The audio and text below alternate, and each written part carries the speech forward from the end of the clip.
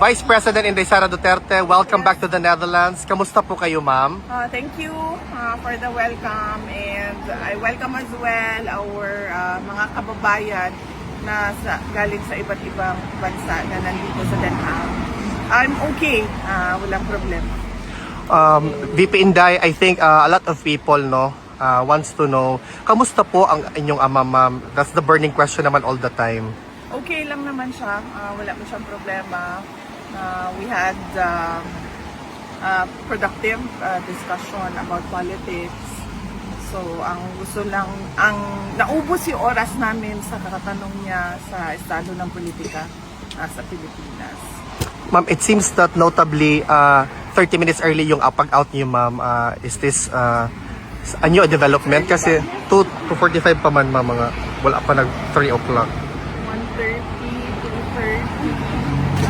O, sa oras naman di ay? 2:44 pa, ma'am. Balik may ang oras mo.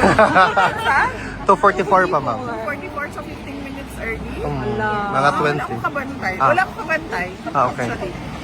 But everything is okay naman so far, ma'am. Mo, di tingali to, no?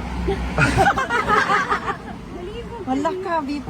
Actually, nag-chismis mag-good mini peer ni kaganina. Tapos, sulti na ang security na I have to go daw, I have to go.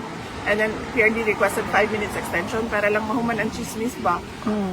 But said no, not today. But on any other day, yes. So I was thinking maybe, I don't know. Okay. I do not know.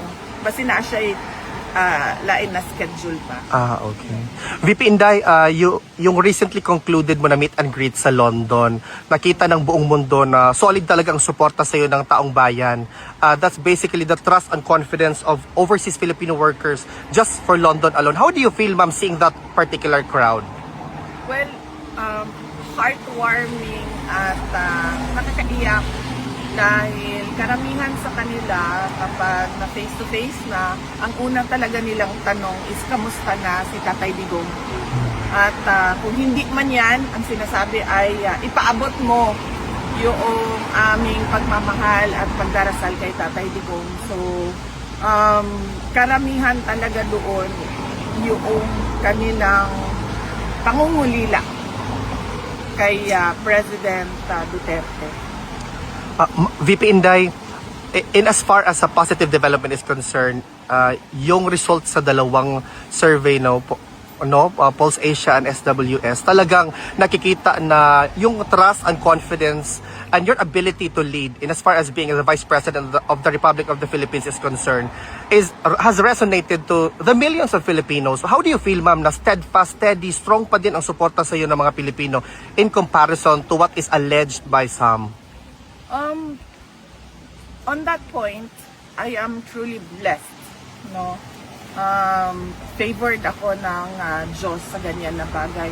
Hindi ako makapag-explain sa mga surveys dahil hindi ko naman alam paano yung ginawa o kung sino ang nagpagawa niyan.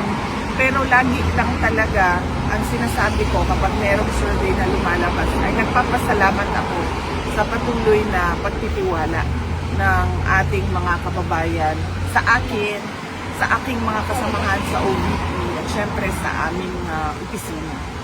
VP Inday, on a different matter, were you able to watch or perhaps read a transcript of the State of the Nation's address ni BBM?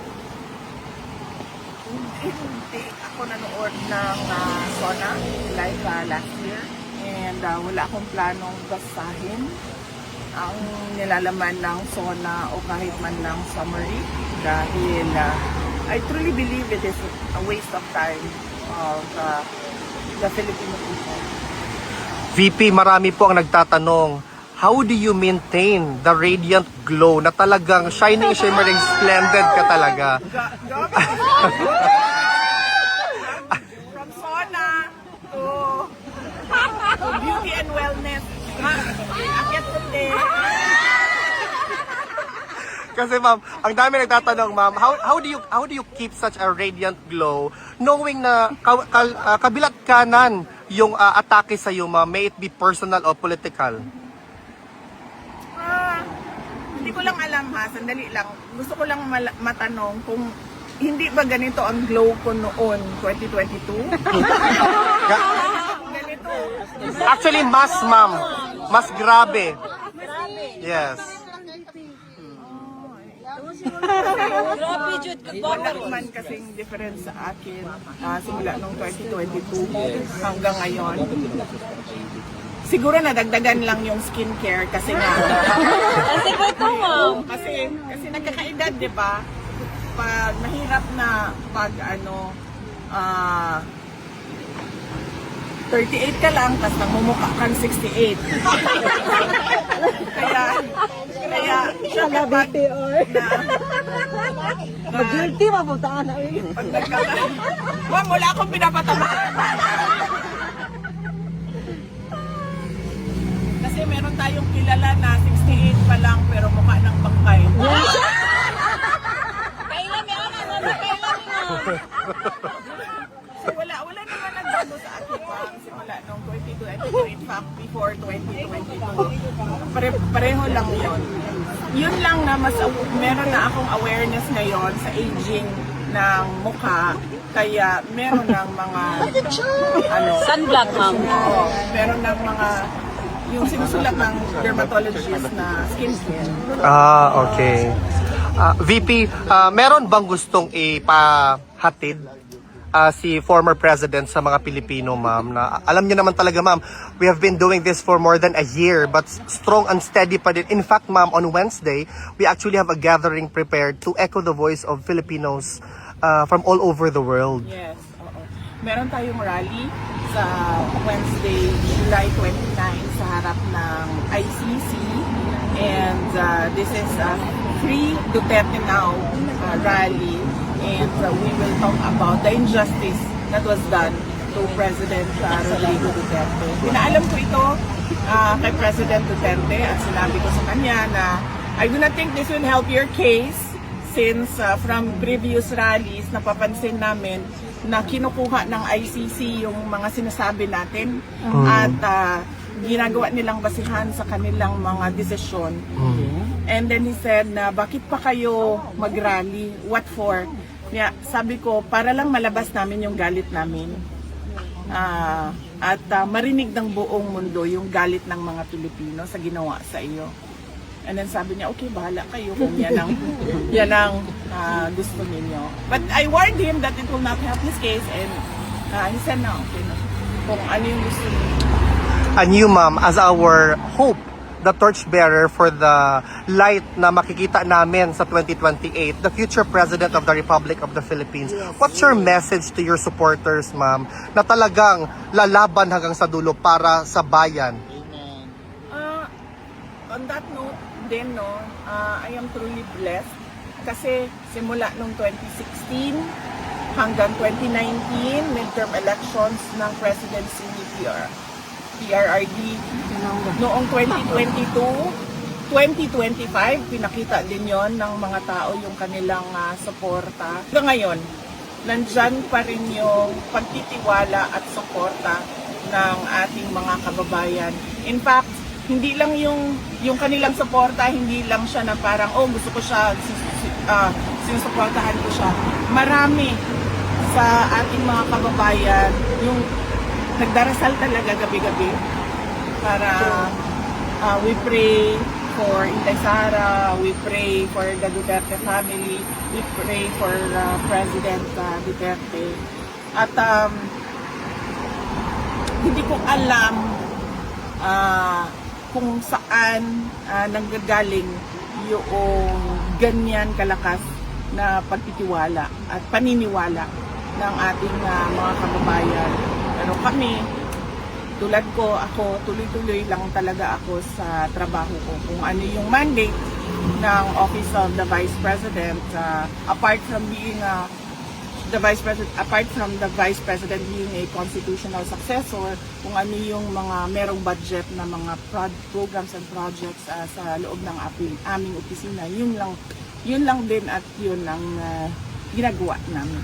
VP Inday, on behalf of the Filipino all over the world, asahan niyo pong suporta namin sa 2028. Duterte! Dapat tayo maging mapagmatyag, dapat tayo makialam. Dahil sinabi ko na nga noon, di ba, we do not know if we still have a country by 2028. And at the rate that this dictatorship is going, we do not even know if there will be elections on 2028. Just keep Kaya, praying, ma'am. kaya, yes ma'am, yung unang-una, dasal. Tapos pangalawa, kailangan talaga tayo makilahok, makialam, umuna sa ginagawa ng administrasyon. Maraming salamat. Question ka? Ma'am, question. Last year sana po ni PBBM, nabanggit po niya yung mahiya naman tayo. And then according to him, ma'am, he's the na na-expose about sa corruption, especially po sa flood control scheme. And then sabi po niya, wala daw pong administrasyon yung mga nakaraan, ang may nagawa tungkol dito. Siya lang daw po ang may mga napakulong and then may na-frozen na asset. Wala naman siya napakulong sa flood control scandal eh. At saka, yung sinabi niya na mahiya naman kayo, it was a PR stunt na sinali nila yung linya na yon sa speech niya na nag-backfire. Dahil ang katotohanan naman kasi talaga, ghost projects yung flood control kung hindi man substandard, unfinished or substandard projects. No? So, sinasabi niya na lang yan ngayon na parang ako yung nagsabi ng mahiya naman kayo para mailayo niya yung sarili niya doon sa flood control scandal. Unfortunately, hindi niya pwedeng gawin na ilayo niya yung sarili niya doon sa korupsyon sa flood control scandal kasi siya yung pumirma ng budget. Yan yung inuulit-ulit ko na it is doon sa pag-file ng impeachment case sa kanya. Yun yung impeachable offense doon. Nagpumirma ka ng budget na alam mo madaming insertions. Na alam mo yung NEP mo hindi na siya yung lumabas na GAA. At kahit pa man na nakikita mo na merong anomalya doon, pinirmahan mo pa rin yung budget. Kaya hindi niya palilayo yung sarili niya just by saying na ako yung presidente na nagsabi na mahiya naman kayo at ako yung presidente na nagpakulong dahil wala namang nakulong eh na walang nakulong na mga tao na tumanggap ng mga maleta na galing sa flood control scandal. And ma'am, kanina sa zona po niya, nabanggit po niya na malapit na daw, or kakasuhan na daw po si Romualdez at may mga congressman na po na parang magsaserve na po na sila ng warrant po sa mga congressman na involved po sa flood control scandal. Di ba yan din yung sinabi niya last year, bago mag-December may makukulong na. So meron bang nakulong bago mag-Christmas? Wala. So wag niyo na i-expect na makulong yung dating speaker o mga members ng House of Representatives. Huwag niyong balik na lang tayo sa 20 pesos ang bigas. Yes. Diba?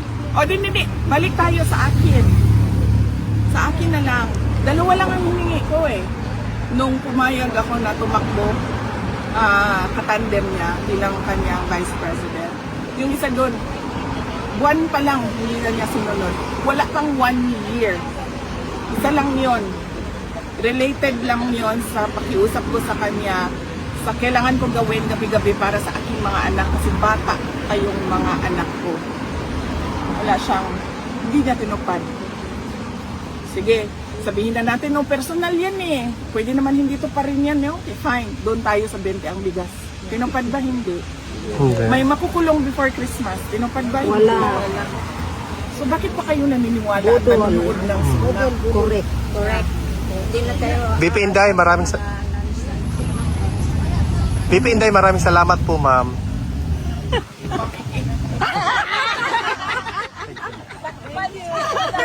Picture na ta, ma'am.